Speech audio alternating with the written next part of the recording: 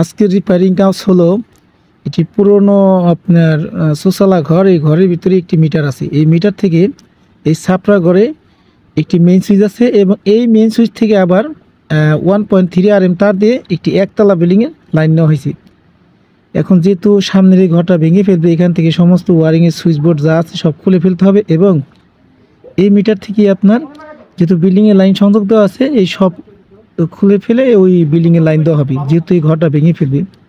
এখন আমার প্রশ্ন হচ্ছে, এরকম কাজ রিপেয়ারিং কাজ হইতে পারে ওরকম ব্যাপার না, কিন্তু আমার প্রশ্ন হচ্ছে আপনার একটা বিল্ডিংয়ে 4টা রুম, একটা কিচেন, 2টা টয়লেট আছে, বারান্দা আছে, সব মিলে আবার ফ্রিজও আছে, শুধু এসি নাই। সমস্ত বিল্ডিংয়ের মিটার থেকে লোড দিছে এবং এই ঘরে লোড দেওয়া ছিল। তো এই তারটা দেওয়া হয়েছে আপনার 1.3 RM তার।